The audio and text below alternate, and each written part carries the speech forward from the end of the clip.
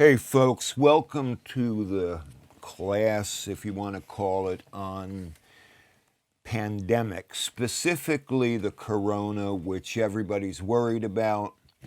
But this is the first. Well, not the first, but it's going to be one right after another, according to Grandfather's prophecy from this point on. You know, we lucked out with Sars and things like that it didn't go very far, but this one here, this is of great concern, to say the least. You're not alone, folks. There's a lot of us out there worldwide. Think of the people who weathered World War II, storming a beach. Imagine the terror they faced. People in Vietnam, people in Afghanistan, our brothers and sisters. You know, this fear seems to be redundant in mankind. It's how we handle it that is the important issue. The world as we know it is way too populated. We are pumping chemicals into our soil to try to get them back to what they once were.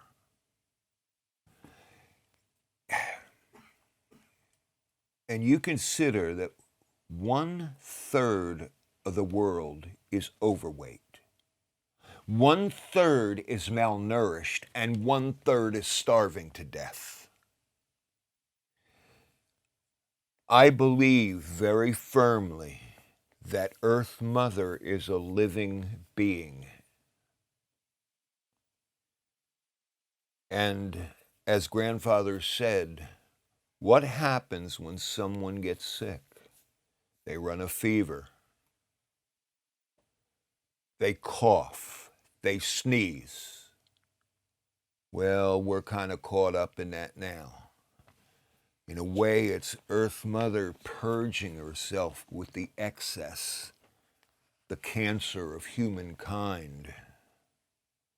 For too far we have pillaged and plundered the earth. And now we're paying for it in a big way. If you overpopulate rats, they eventually turn to cannibalism or die of disease. And that's essentially what's happening here. You see, there's two approaches to survival.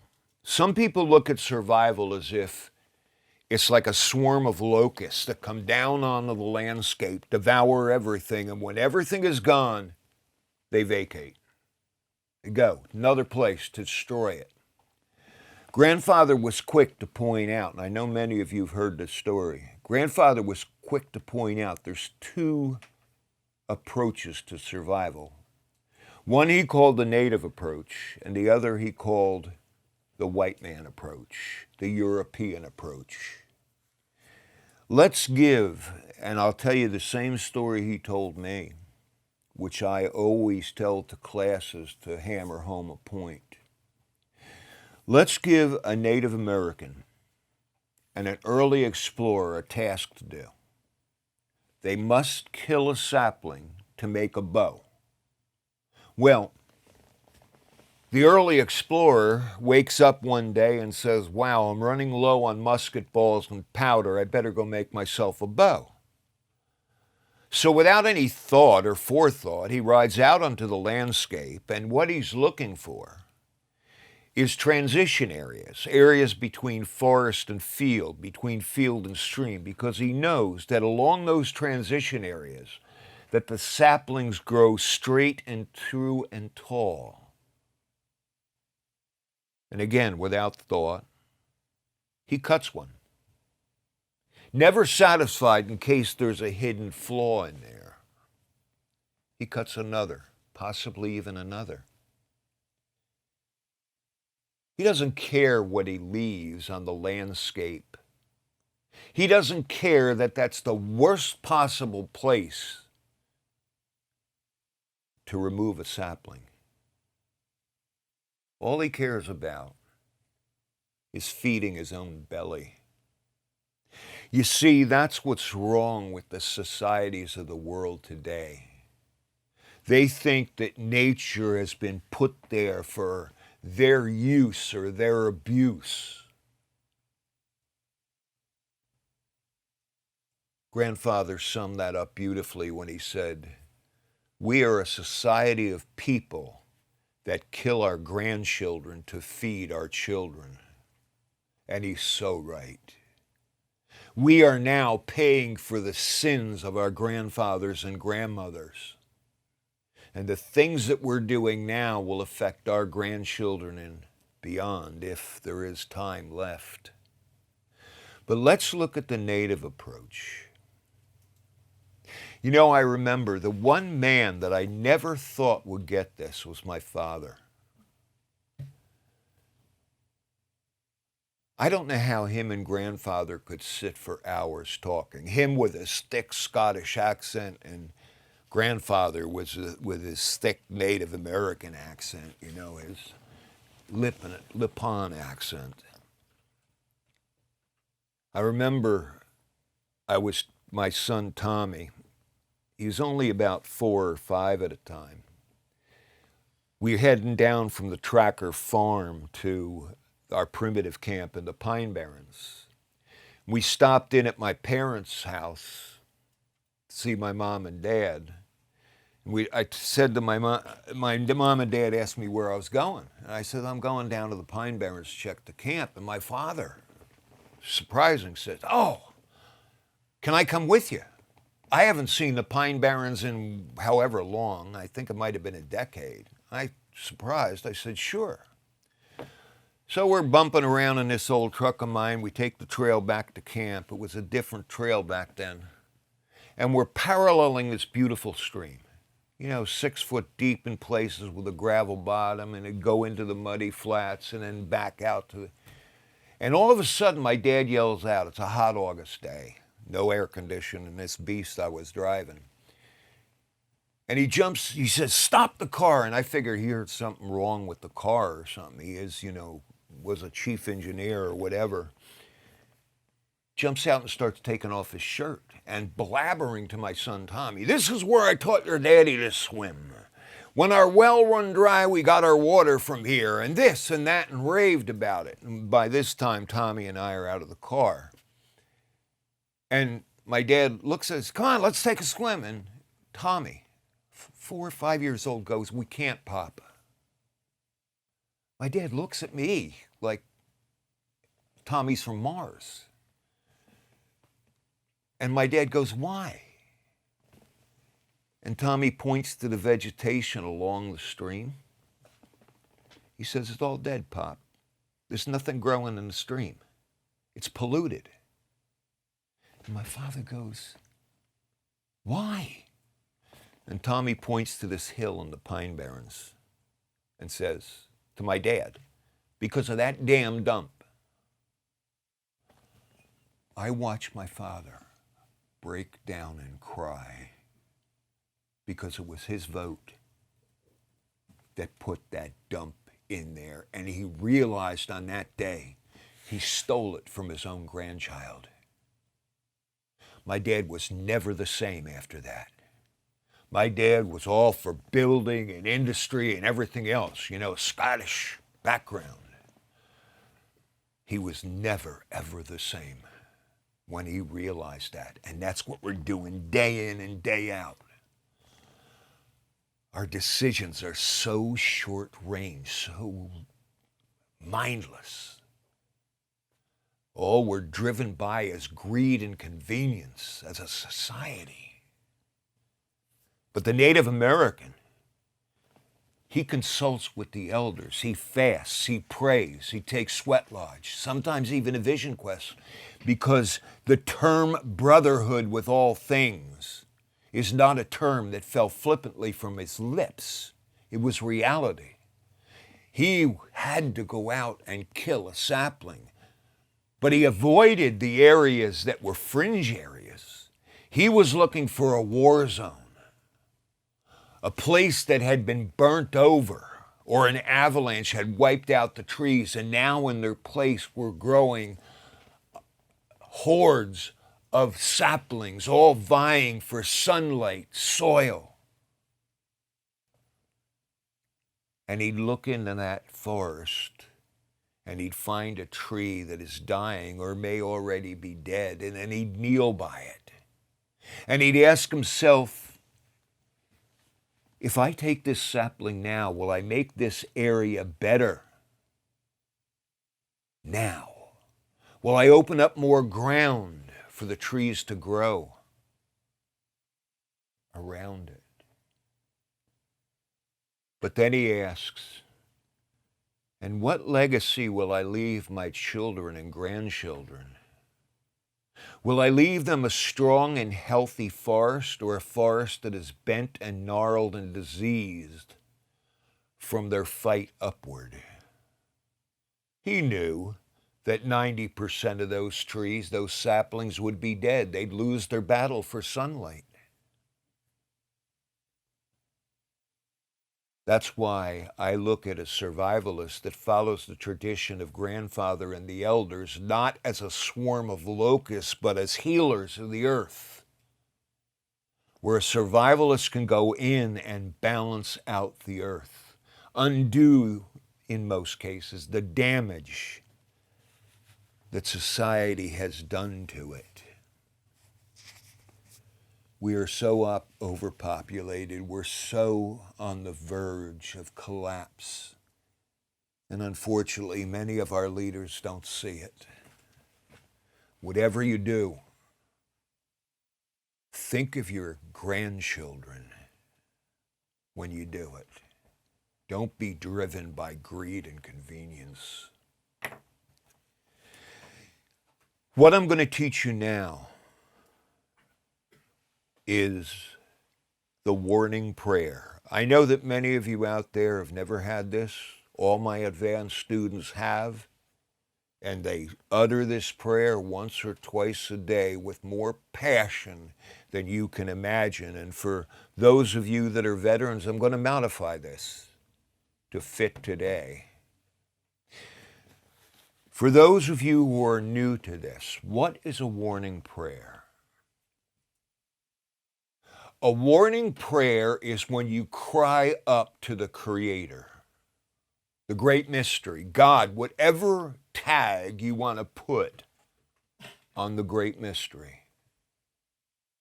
And you cry up, please warn me if I'm about to blunder into danger. But it can't be just words.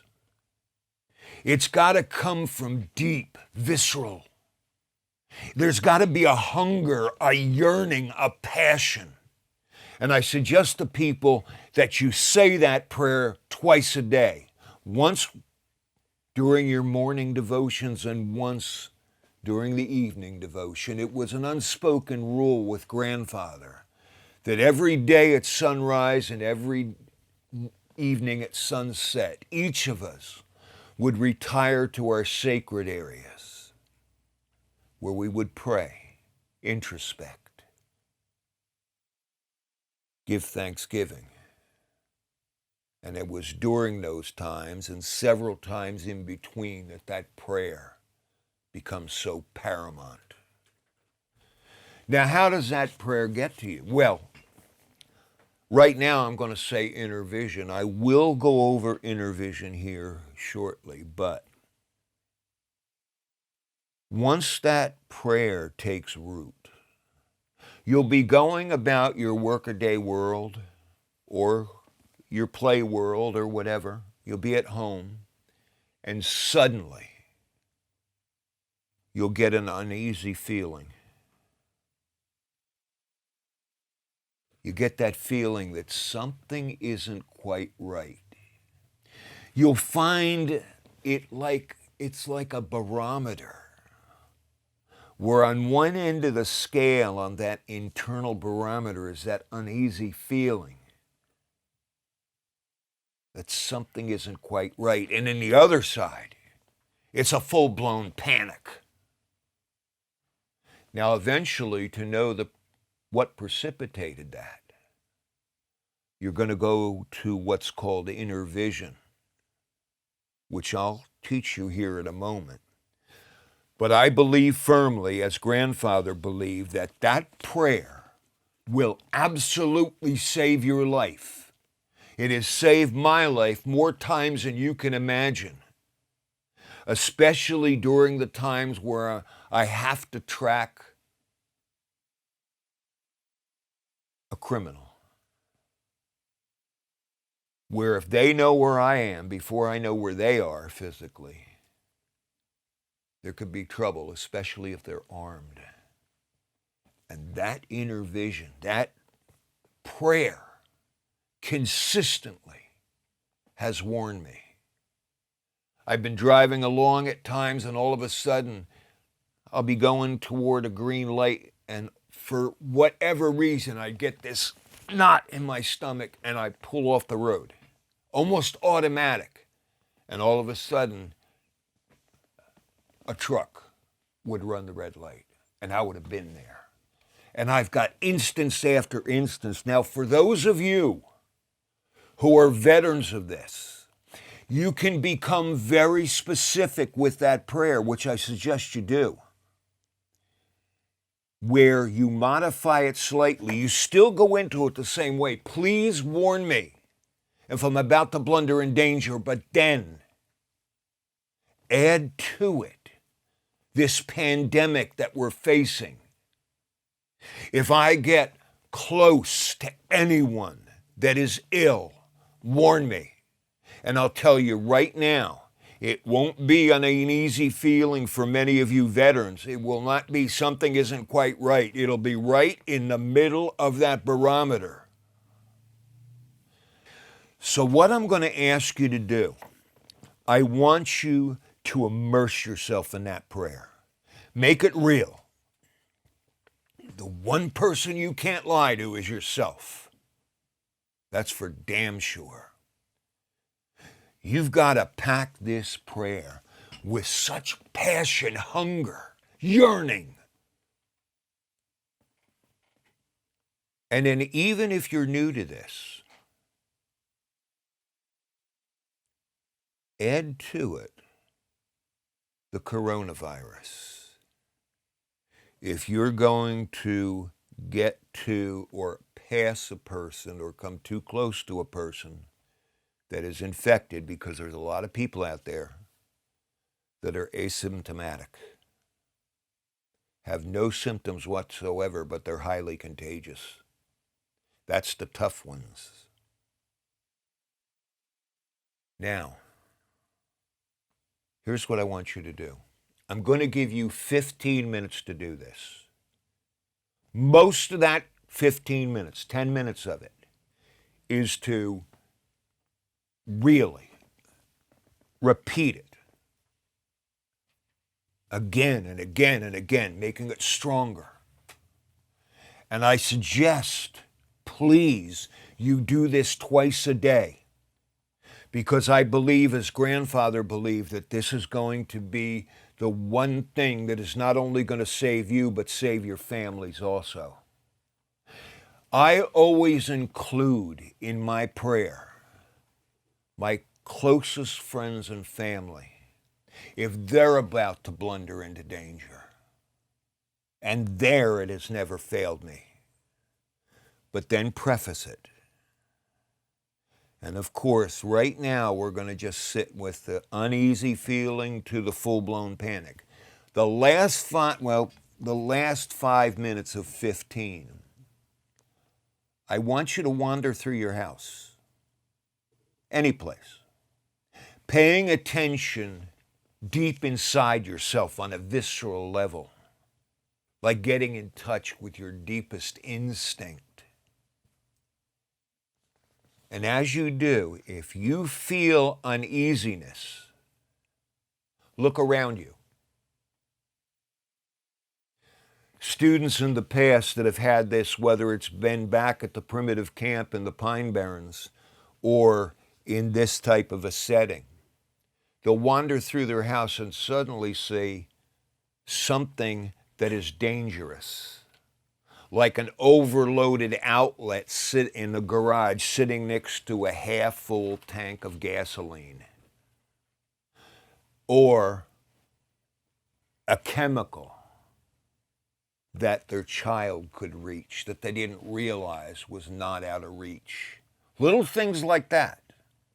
So after 15 minutes of pouring this prayer out, wander through your house and then write me.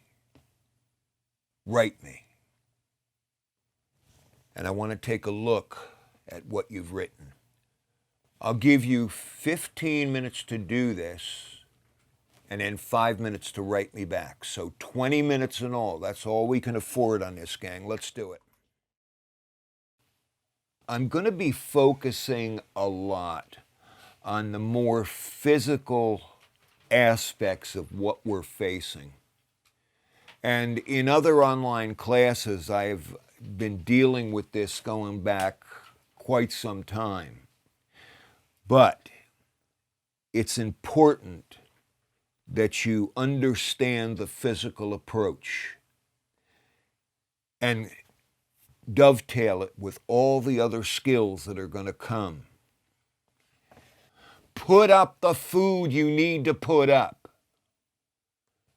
You can't very well do it now.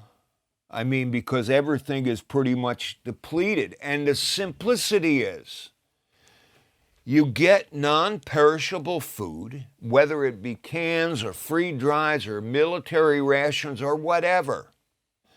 And when it gets close to the expiration date, you cycle it through a meal, but make sure you replace it before you eat, because God knows some of these things are going to move fast.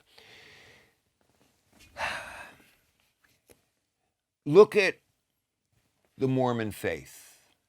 They ask their followers to put up, and this goes back to when they first moved out to Salt Lake City, put up food for a year.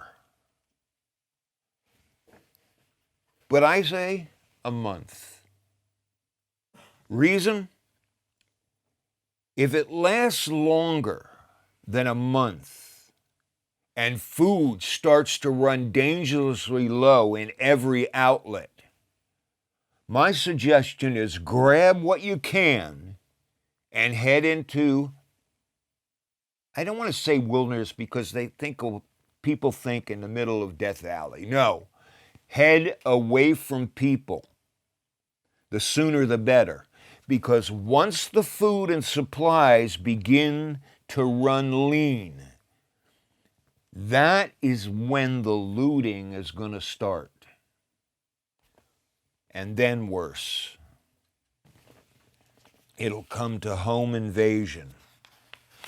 And that you don't want to be around for. And we're low on food right now, but not that low. You're not going to have to run to the wilderness. Some of my students, they're already sitting out in the middle of nowhere, pretty much. And I talked to Randy, my co-author in the book on Healing the Earth, and he says, I've got enough food to last me months. He's got a little house up on the hill in Vermont, and I'll give you his address because that's the place to loot. But, he took to heart exactly what I said. Water considerations. I'm one whether you have city water or well water. When you start running into situations like this, societies of the world are wounded right now. And if you folks with well water run out of power, you want to have water stored up. City water is something different because generally it's in a water tower and that's your pressure, that's your water feed. They don't need electricity for that. But some places, they have to pump it like from the ground if they're water-rich areas. If we have a mass power shortage, all wells are pretty much, unless you have a generator of some sort, are gone. I would suggest just to err on the side of caution to at least have water. The cliche is 1 gallon per person per day. I know when a storm comes, I have well water. We'll fill the bathtub, we'll fill every pot and pan in the house. Sure, I could kick on the generator, but I'm not going to waste that gas. I've got a refrigerator to run. I don't want all that food to go bad. You know, you think to yourself, okay, if push comes to shove and we're heading back into the bush a little bit to get a buffer from society, boiling water will kill most pathogens, all pathogens, but not heavy metals. Now, some areas, the streams look beautiful. I know a couple of streams here in the Pine Barrens, my God, it looks like you bend down, drink right out of them, but they're heavily contaminated with metals. Just the Boy Scout camp that we use sometimes in the winter for philosophy workshops, there's an old dump. They used to dump their chemicals right into the ground. And they drilled, I think, 4 test wells from the dump to the little town of Brookville. The first one, as soon as they drilled it, was hot. Heavy metals galore. The second one got hot about 10 years ago. The third one is now showing signs of the heavy metals. The fourth one is still fairly pure. So you can't get rid of the heavy metals. And then, you know, of course, you got the consideration, if you're trying to kind of hide from people, a fire is a liability. At night, you won't see the smoke, they'll smell it, but they'll see the flame. You can see a flame from a long way off. In the daytime, the smoke. So you got to say to yourself, oh my God, what am I going to use? Well, you got the old standbys, the chlorine, the iodine, and now they have the UV light, providing out power to run it. And some of them are actually battery operated, but batteries are going to run down.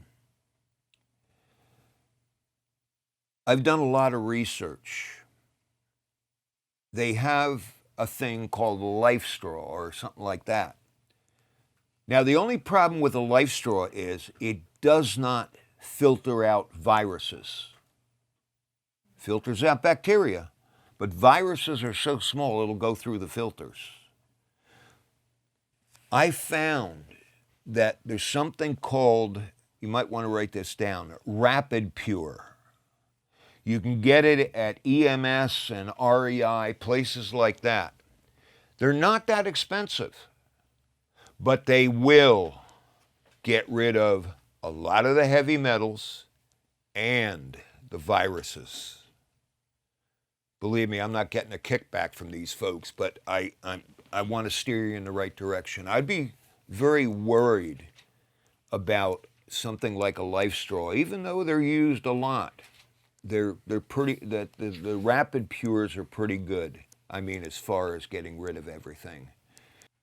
Okay, worst case scenario, and even if it's not worst case, find some place in your home where you can hide and secure your food, water, and supplies in case of a looting.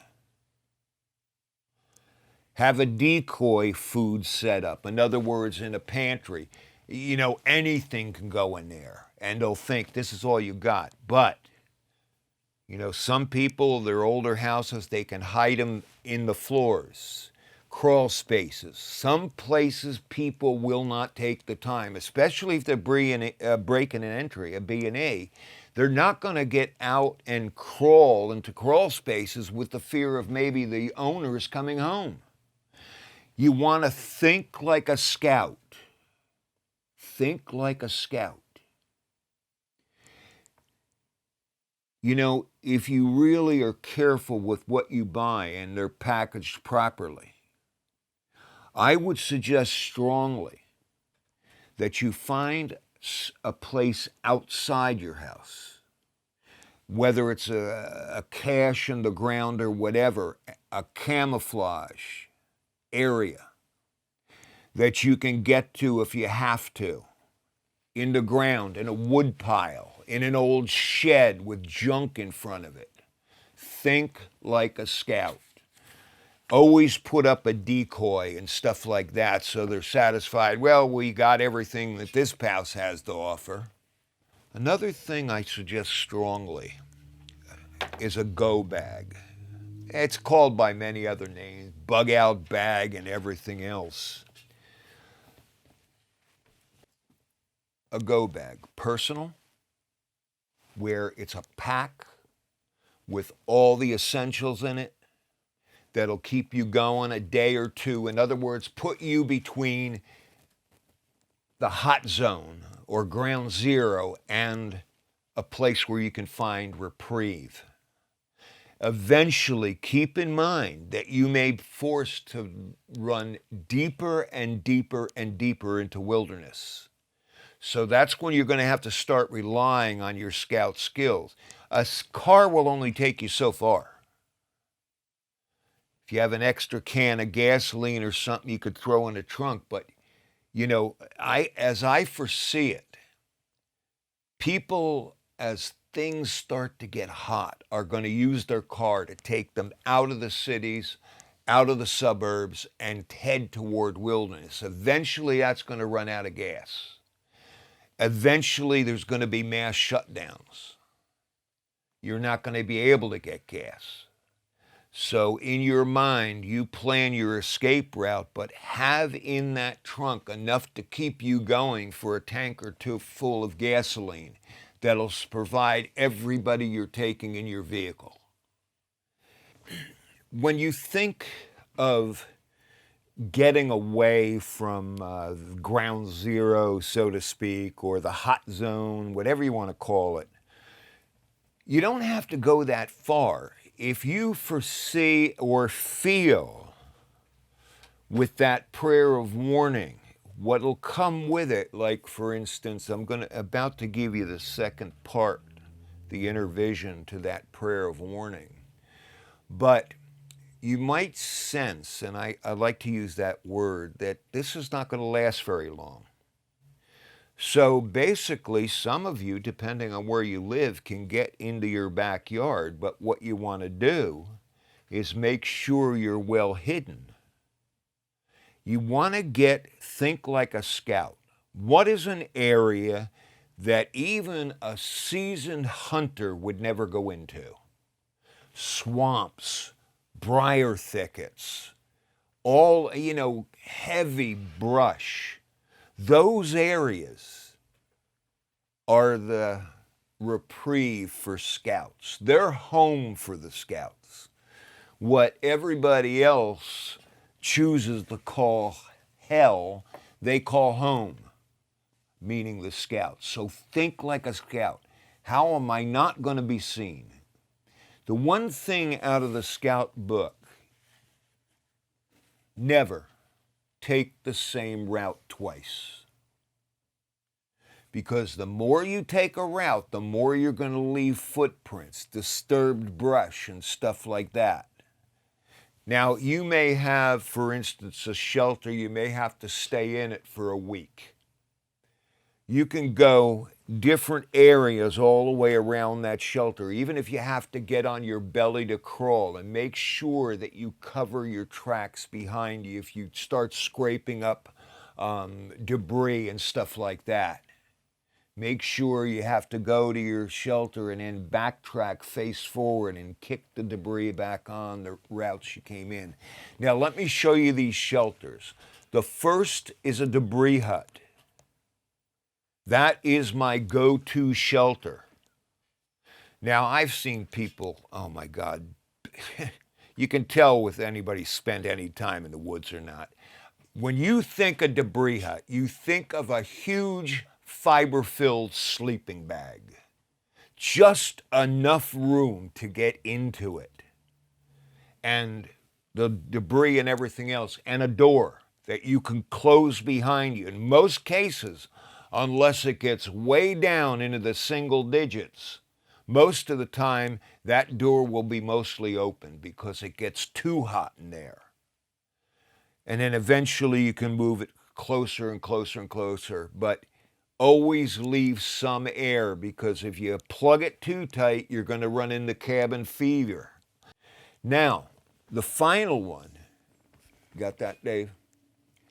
This is called a cloverleaf.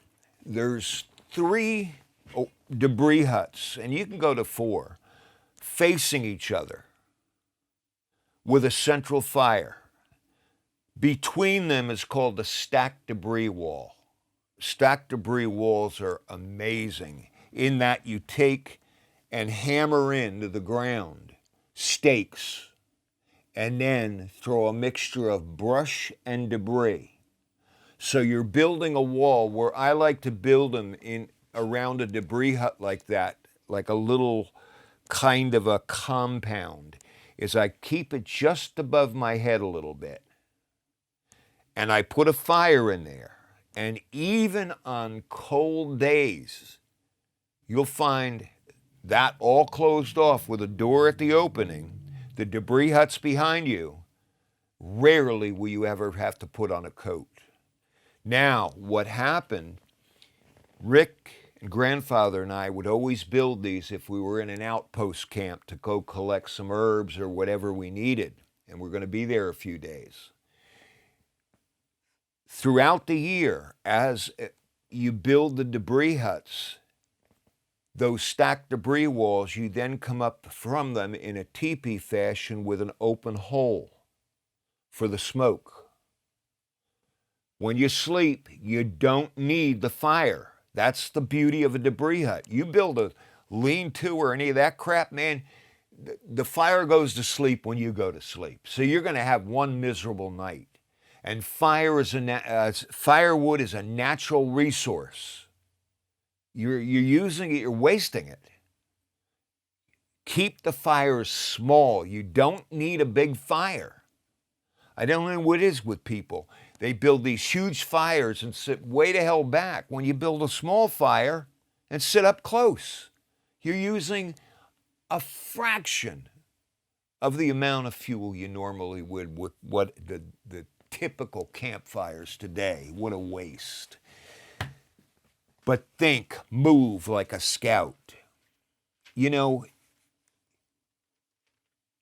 you look into the various things that people, that stores have to offer. I suggest look into a bivy sack and always get something that no matter what the weather, whether it's in the cold of winter or the heat of summer, that is going to be more than you need. Because you have a winter sleeping bag in the summer, you can, of course, unzip it. You may lay on top of it. And in a bivy sack, if you get that back into the bush, you're not going to have sun beating down on you. You got to remember, shelter is number 1 on the survival list. And it's not just shelter against the cold, it's shelter against extreme heat too. A debris hut, a little less debris inside, is going to keep you away from the baking sun. And you're not going to be losing a lot of moisture to the atmosphere. Now, basically, inner vision, grandfather said flatly, it's the voice of the Creator. Because with it, you will learn things that you never thought of, you never knew. But inner vision is an important tool and especially to ensure your survival. That compounded with the warning prayer, that is like two of the most important skills that you can possess. Now, what I tell my philosophy workshop students, and grandfather told me, was that inner vision speaks to us in visions, small v. That means a waking dream. Dreams, signs, symbols, emotions, and feelings. And here, the emotion and feeling element are the important ones to you. In philosophy workshops, it goes deeper than that because we get into the non-capital visions, we get into symbols, that kind of thing. So basically, inner vision speaks to us in signs, symbols, visions, dreams, emotion, and feeling. And the emotion and feeling is the big one. Now, we all have inner vision. The problem is it's been trained out of us. You know, you've hear people say, I can't. I got a funny feeling about that. Or my instinct tells me. And it's usually frowned upon by society. That's because, number one, the mind is quick to jump in to fake the inner vision. But I know one thing. Grandfather always said, the greater the need, the greater the results. And if the need is great, the mind will not interfere. It'll be true inner vision. And you can tell the difference. But let me explain to you this. And I'm going to do what I do with every other class to show you, to illustrate you all have inner vision and how it answers you, how it talks to you. As you're sitting at home, I want you to close your eyes. Seriously, close your eyes so there's no visual distraction. Now, I'm going to tell you the story. Now, I'm going to play the part of your subconscious mind, your inner vision. Your inner vision never forgets a thing. And it picks up on things on an instinctual level that has been long since trained out of us.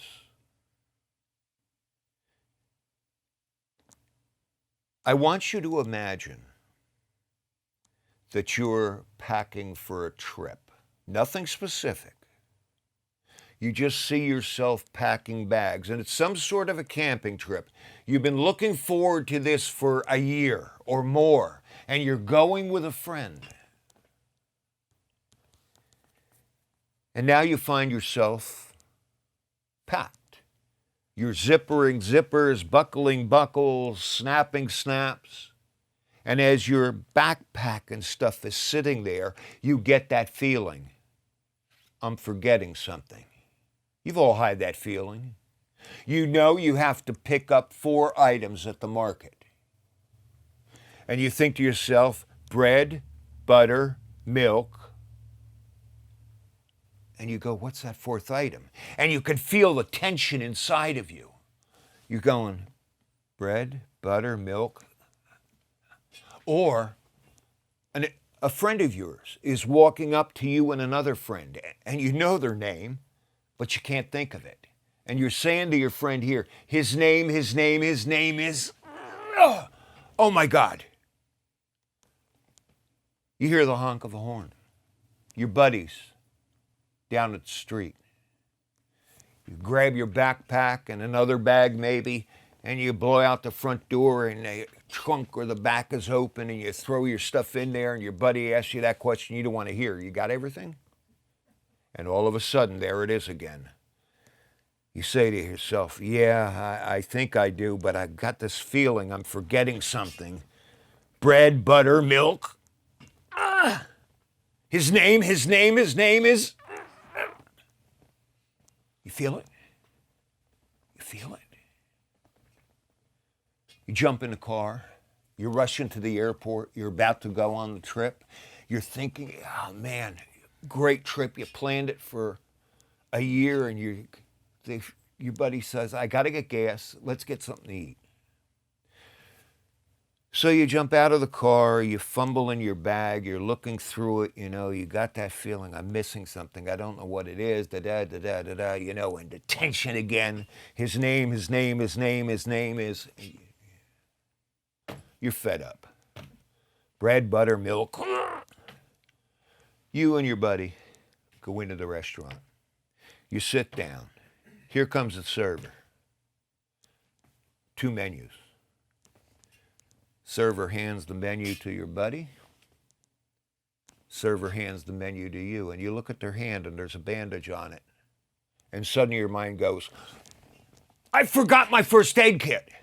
His name is Fred. It's like you took a big dump. But you feel the release. You feel that release. You all have it. Doesn't take long for your mind to jump in and almost create it. But eventually, you know the difference between true inner vision and the phony stuff.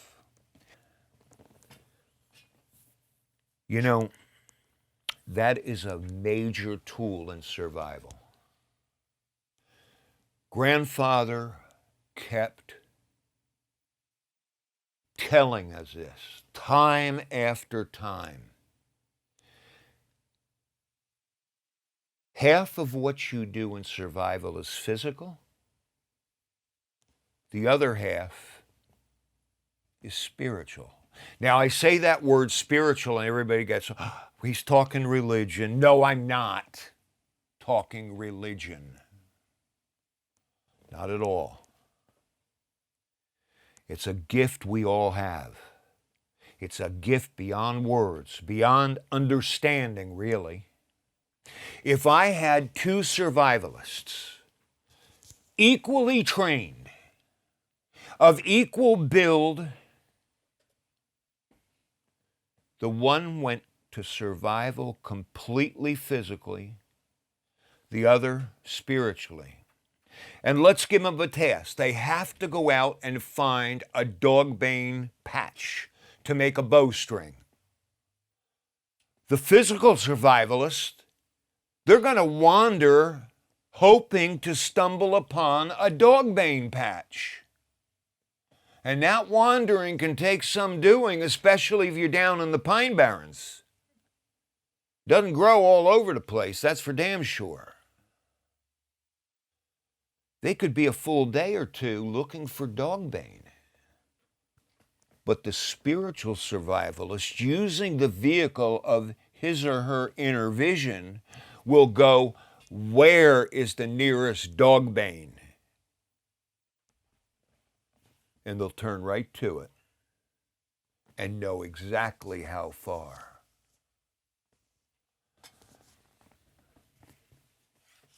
Now here's what I want you to do. Almost as if you're in that state of that prayer of early warning, because these 2 go hand in hand. For instance, let's say you're walking someplace and you get a feeling a little bit heavier than beyond something's not quite right or uneasiness. It's a little stronger. Simply surrender, which I'll get into shortly, and pay attention to your inner vision. And suddenly, into your mind, not only you'll know the direction of the danger, but exactly what precipitated that feeling. That'll come. But here's what I want you to do. I want you to get into that prayer of early warning again, but this time, any disease. And start wandering through your house again. But what you're looking for is a potential source of a disease in your own home. and just wander through until suddenly that inner vision, like a barometer, releases. You can even start where you're sitting and say, this direction, this direction, this direction, how far? Find it.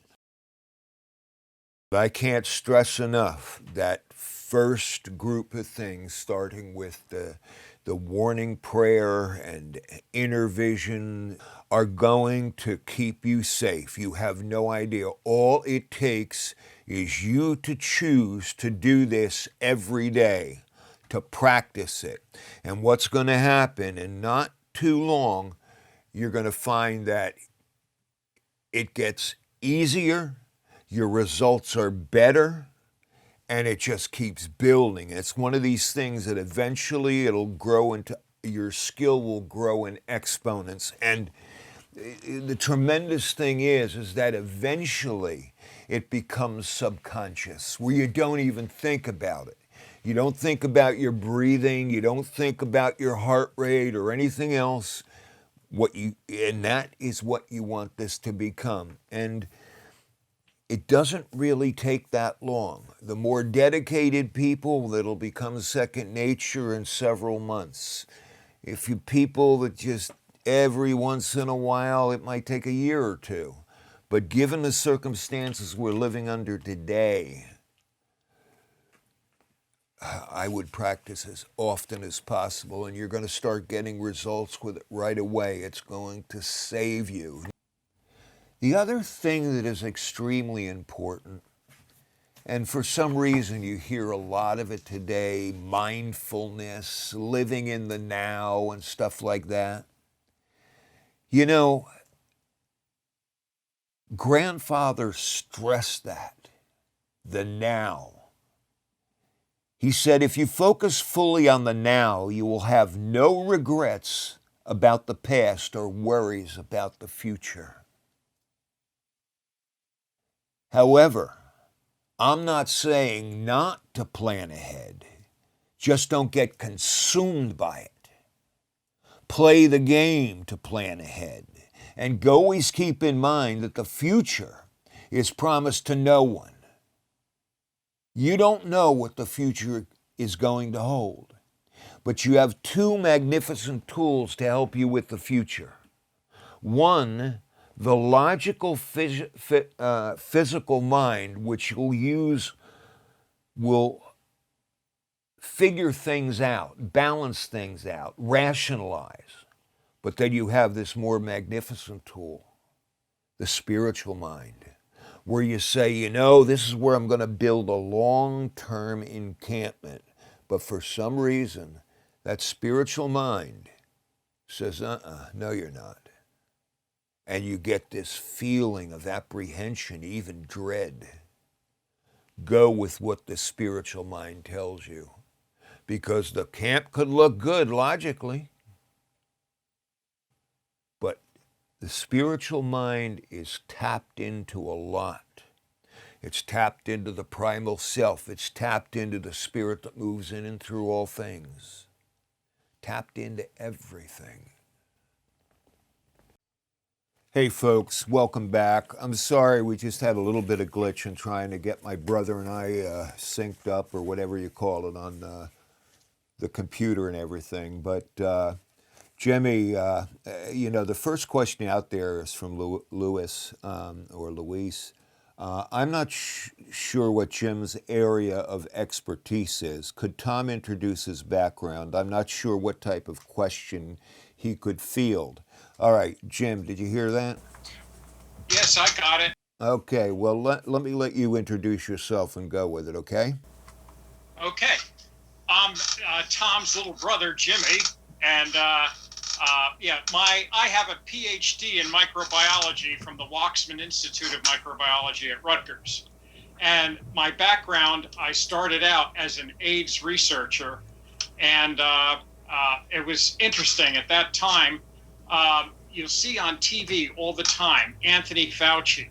If there's one person you need to listen to, it's him, because he's absolutely honest about everything.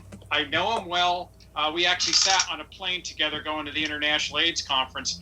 and he's 79 years old. But let me tell you, if you're looking for someone to trust, it's him. Now, my background, I was Assistant Commissioner of Health for the Public Health and Environmental Laboratories. I was a Director of Microbiology for Roche. After I was done with all of that, I actually went into academia. I was an assistant dean at New Jersey City University and a dean at Ocean County College. And I was one of the very first. In fact, they joke about me because the name is James Brown. They joked about me being the godfather of online science. I put 14 science courses totally online. And that's what I do now. I teach all over the place online, microbiology, anatomy and physiology, and public health. The one thing, and this is some discrepancy because, you know, our leaders, certain ones, say that, oh, you can develop a vaccine tomorrow or next week. When how long does it take from start to finish to develop all the stages of a vaccine? I think people want to know that a lot.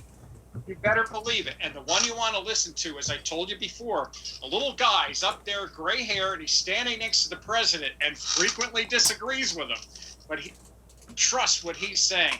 A year to a year and a half. Yeah. So we don't have anything. We're in real trouble because we don't have a drug that works and we don't have a vaccine. So that's why the most important thing is keeping that distance, that social distance. But hey, walk in the Pine Barrens, I think that's terrific. Walk on the boardwalk, Jersey Shore, just stay away from other people. The problem is they closed the beaches down in Florida, some of the towns. Why? It's spring break. You had all these 19-year-olds, 22-year-olds down there, and they're all sitting close together, sharing beers, and so they closed the beaches down. But the truth is, if you're on a beach and you're far enough away, around 6 foot, you're fine, no problem. You know, the one thing that I thought about is how, you know, you hear all kinds of reports coming back at how long this corona will last on different surfaces and stuff. Like Renee again asked, she received some boxes, T-shirts, envelopes, ink print, transfers, and then, you know, what if the person that packed them up is infected by the virus? Then how long will they last on something like that? Boxes, that sort of thing, plastic and all the rest, they've done the tests and they say, yes, it can live on there for like some 24 hours. It depends what it is. I think for cardboard boxes, it was 24 hours. Plastic could be up to 3 days, that kind of thing. Just to go back to the AIDS virus, back then, it was like the AIDS virus, if someone came along and bled on a table, as soon as that blood was dry, that virus was history. However, this virus is different. I think it lasts longer. Now, hepatitis, bleed on a table with hepatitis, it lasts almost a week. Hepatitis B. This one, it's like it does last a few days. However, it's dying rapidly as the concentration of it is going down. Your chances of getting it from touching a box, I'd say a few hours out, are very low. You're not going to get it, you know, it's not going to be, the box is not going to be infectious. But if you went on there and tested to see if there was a virus there, yeah, it would come up positive, but that's not the way you're going to get it. Hey, Jim, another question came here. A lot of my students have been putting up food to last months, or some are even a year, the non-perishable. And this question here, what do you think about going outside to get groceries at this time? We have enough non-perishable for about a month, but my family would like to go restock the perishables. Is it worth the risk, especially considered I have a high-risk people in our household? I would not let the high-risk people go and do it. Mm-hmm.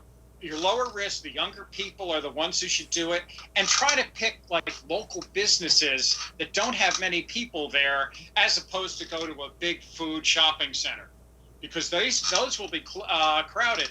I've got one block away from here, and it's really neat. I need milk or anything small, bingo, they've got it. And this way, there's nobody there or very few people there, but it's got all the essentials. That's what I would suggest.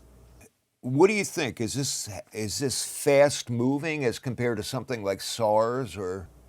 Oh, this is very fast moving. Okay. The thing is, if you look at it, it's not, I mean, it's for the elderly, this is horrible. But like most people who get it it's gonna be like a lot of the coronaviruses are cold viruses. Mhm. But this one, it has that ability to really infect other people. And yeah, it's not going to kill them all, but it's going to get to people who are very susceptible to it. And when it goes into their lungs, it actually, your immune system goes in high gear trying to get rid of it, and it puts holes all over your lungs. And so, in a way, people ask, "Oh, should I do something to help my immune system?" Probably not in this case. As far as once it goes, your immune system is overreacting. That's a problem with it at the end. Yeah, that's what I thought too, because of just your video and stuff. That with something like this is so new and it's so fast. It's like when are we going to find answers? And it's going to take a while. So meantime, we have to all stay safe, basically. Next one, treatments. Would you treat yourself the same as when you have a common cold? Do you know of some home remedies, herbs that will treat this? How is hospital treatment this?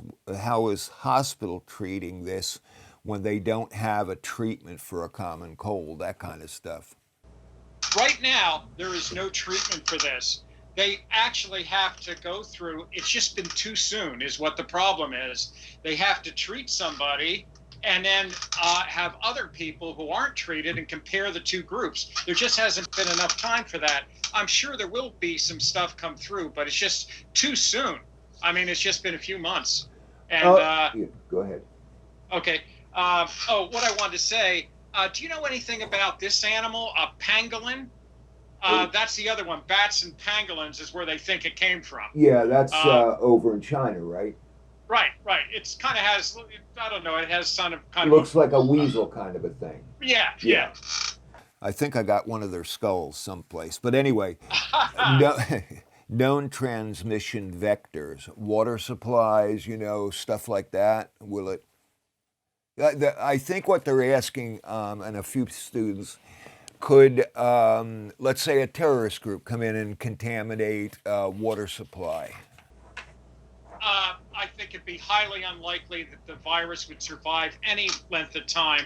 That was a big thing with the AIDS virus. They were so concerned about, what happens if I go in a swimming pool with somebody who has AIDS? Right. It really, luckily, it doesn't look like it's transmitted that way. Okay, now here's a tough one I know to answer, and this is what I've been thinking. Along that line, just so you know, they've also found it in the gastrointestinal tract. So when somebody poops, gets on a toilet bowl, they can find the virus there, but they don't know how infectious that is. Yeah. I think they really show that, hey, when somebody's coughing, spluttering, that's the real risk. Right. I'd clean your toilet bowls, that for sure. So what you're saying, if you drink a mess of Corona, don't throw up in a toilet, throw up outside, I guess. All right. Now this is a tough one to answer because this is something we're all thinking about. And the timeline of what we're in for, how long the lockdowns last, this wave of infections, will there be a second wave or a third? That's kind of thing. That's very true of coronaviruses, which cause the common cold and other ones they have out there. We just don't know yet with this one. Here's one from Dave. And what is the infection rate, hospitalization rate, death rate of the common cold, swine flu, last year's flu, and, this one here? I thinking back to the Spanish flu. How many million people did that kill? Do you remember that? Yes. What happened? That was in 1918. And what happened is I actually have a thing I do for my students who are taking public health. I send them to a graveyard, an old graveyard, and have them look in the they're usually buried by family. How many are all died in 1918 and 1919? You see, whole families were wiped out with that. There were more people die from that than the Civil War, the World War I, World War II, the what do you call it? Vietnam and the Korean War. All together, both sides. It really devastated a huge part of the world. Yeah. So I am afraid that this thing has that kind of potential. Yeah. And that's why I think that, kind of like people keeping that 6 foot distance is really our best way of handling it now until we do get the vaccine and drugs to treat it with. It's like, I think it's, and this way we cut down the numbers, and this way hospitals will have the equipment to take care of it. What's really concerning me is eventually, if this lingers on and on and on, we're going to start running shortages all over the place. And that's, of course, when the break-in and entries start, the home invasions, the possible rioting, and that's what I'm afraid is going to come down the pike next, so to speak. Well, what's terrible? I have a friend, and I'm not going to mention the hospital in New Jersey, because they refused to treat her. She had the symptoms. She's of the correct age and all the rest. And they were like, oh, well, we're not going to test you for that. And the truth is, it's because they didn't have the test. Equipment, yeah. Yeah. Now, basically, it attacks the lungs. Yes. And then our immune system overreacts. Okay? Yes, basically, yes. For the worst case scenarios, that's what happens. Now, if it's a young kid, usually they get it, mild symptoms, but they can infect their grandparents, that kind of thing. That's the problem there. But they'll kick it, and they're no problem. But it's the older you get, the more you're at risk. Basically, it's what grandfather taught you and I. Remember back when we were just growing up and grandfather was around, and we had that encephalitis? And Mom was deathly afraid because we're in the woods all the time that we're going to get it. And yes. And essentially, what's happening today, the 6 foot is you've got to know where the mosquitoes are and get away from them, or don't avoid those places, which are the swamps and everything else. But it's coming back full circle today. Things that he said. Oh, let me tell you, guys, funny things about Tommy and I. That was the Eastern equine encephalitis, and New Jersey was one of the huge areas for it. I think one mayor's son died of it, but boy, talk about, well, it was funny. There was Tommy and I riding our bicycles behind the foggers. Yeah, it was back before we knew better. Right. All right, here's some more questions here. Is there? Okay, and I've asked this a lot. I've heard this a lot from Lewis. Is there any known way to make a protective mask with the material one has usually at home? Look, you can't get a mask anyplace in this state, I don't think, or the 5 states around us. Is there anything that'll work? You pay a fortune for it, that's for sure.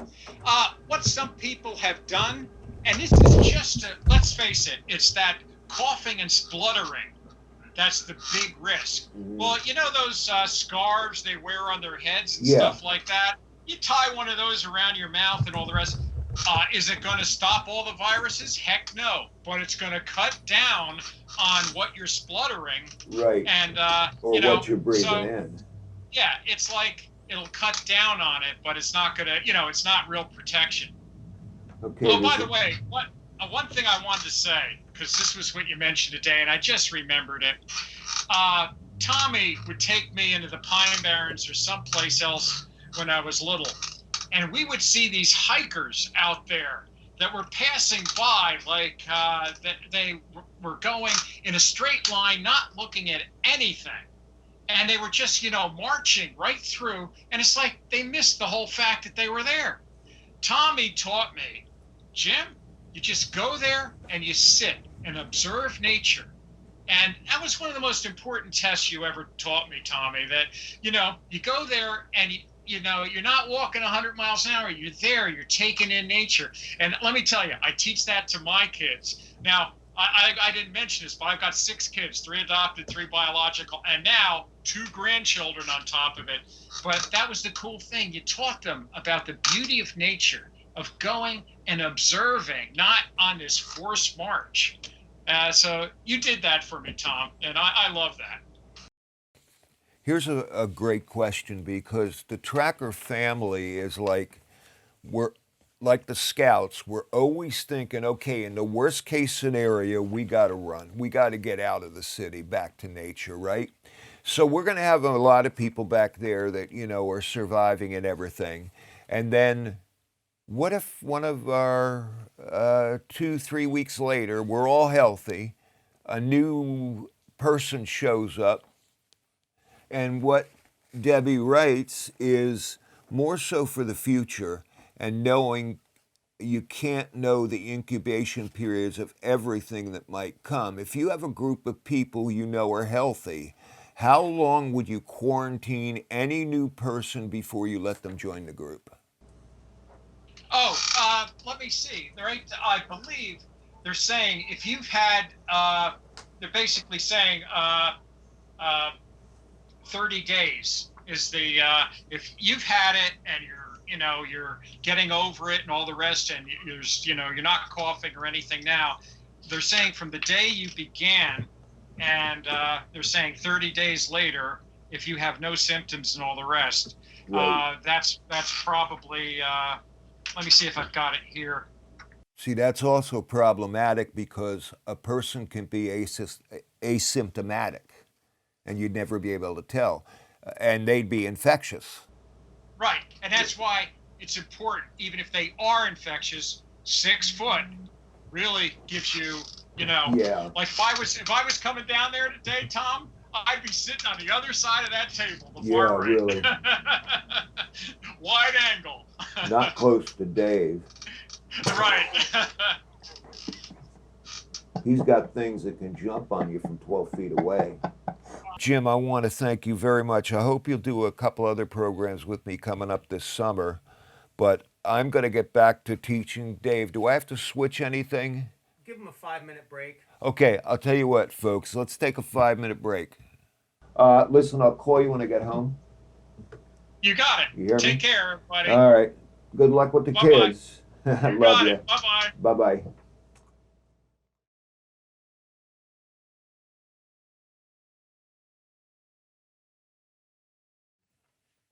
Hey, folks, welcome back. I'm really happy that my brother offered to join us. I wish he had been here live, but he's right. His wife is very concerned. He's such high risk, and along those lines, for all of the surgeries he's been through, the near losing his legs, I know that one of the only things that really helped was all of you praying for him. You have no idea how much I appreciate that. And I just want to thank you for that. But let me just review a couple of things. From here, and Jim and I were talking, if this thing progresses and starts getting out of control, a couple of months from now, maybe, I may throw in a part B, but it'll only be open to those people who have taken this class and have practiced. But anyway, the where you want to concentrate on, and please, the warning prayer, inner vision, surrender, empowered prayer, the game, wide angle vision. Now, one thing I do want to mention is that when you play the game, don't try to play it. Think back to when you were a kid. You played pretend all the time. You got caught up in it. but you weren't trying to play pretend. Because I always shy away from that word trying, because the sheer act of trying negates itself. Like you may be as tired as hell and lay down and try to go to sleep. You're not going to go to sleep. Only when you let go and stop trying will you fall asleep. So don't allow trying to interfere with what you're doing. Make it real. The other thing is, whenever possible, kind of dealing with little squabbles you have at work or with your family, try emotional detachment. You know, we're too easy to get caught up in the emotional moment. Kind of back off. Nobody knows you're doing it. But all of a sudden, your tone, your answers, your directions will become very clear. And you'll find that what could have blown up doesn't. Remember what the Buddha said about impermanence. Practice the spirit walk. That's a fun one. And that one, it gets better and better and better. That one you can play with, you can have fun with, and you'll find that, you know, let's say at first you got a feel for how the trail bent around to the left. That's good enough. Next time you'll pick up the trail bending to the left, you'll see a fallen tree. They may not be in the same places, but close to it. But the big thing is, we are so blessed. Blessed by what grandfather said, the family, the Tracker family. Because nobody out there is alone. You can pick up a phone, you can text, you can call, you can use the email. Every one of those elders out there, every one of the students are there to welcome you people who have been here for the first time in any class. They'll welcome you. I'll welcome you. Because there's very few people out there like us. The people out there don't hear the drummer we hear. They look at nature as some kind of a playpen or a jungle gym to be conquered. We're different. That's our temples. That's our solitude, our place of worship, where we feel closest to the Creator. After all, the wilderness is the only temple on earth that has been created by the Creator. Everything else is the workings of man. So I beg you, stay in touch. God bless all of you. I'll be praying for you. Thank you ever so much. Good night.